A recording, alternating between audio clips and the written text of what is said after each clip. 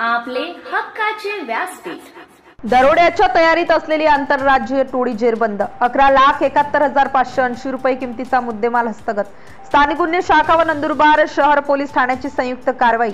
स्थानिक गुन्हे शाखा व नंदुरबार शहर पोलीस ठाण्याचे नंदुरबार शहरात नाकाबंदी व कोम्बिंग ऑपरेशन राबवित असताना नंदुरबार जिल्ह्याचे पोलीस अधीक्षक श्री श्रवण दत्त यांना गुप्त बातमीदारामार्फत बातमी मिळाली की नंदुरबार शहरातील जगतापवाडी परिसरात 5 ते 6 इसम संशयास्पदरित्या फिरत आहे।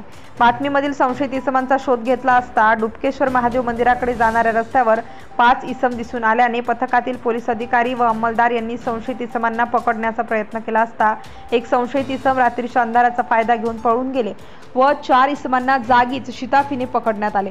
ताब्यात घेण्यात आलेल्या इसमांची नावं जोगिंदर सिंग, बचपन सिंग शिकलीकर वय 32 वर्ष, इम्रान दिलावर शेख वय 19 वर्ष व 2 अल्पवयीन, सर्व राहणार सोरापाडा तालुका अक्कलकुवा जिल्हा नंदुरबार असे सांगितले।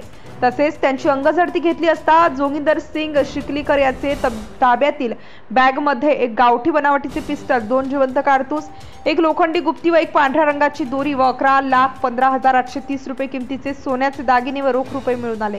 संशयित इसमांच्या ताब्यात मिळून आलेल्या सोन्याचे दागिने व रोख रुपये मिळून आल्याने कायदेशीर प्रक्रिया करून सर्व मुद्देमाल जप्त करण्यात आला। तसेच त्याबाबत त्यांना अधिक विचारपूस केली असता त्यांनी 2 ते 3 दिवसांपूर्वी नागपूर शहरात रात्रीच्या वेळी 7 ते 8 ठिकाणी घरफोडी चोरी केली होती। त्यातील 2 ठिकाणांवर त्यांना वरील सोन्याचे दागिने व रोख रुपये मिळाले होते। याबाबत सविस्तर माहिती दिली।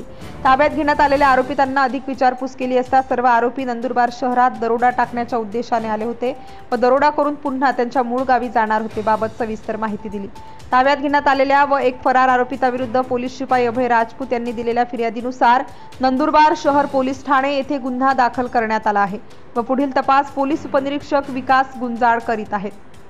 प्रतिनिधी Sandeep Konkani. Subscribe now and press the bell icon.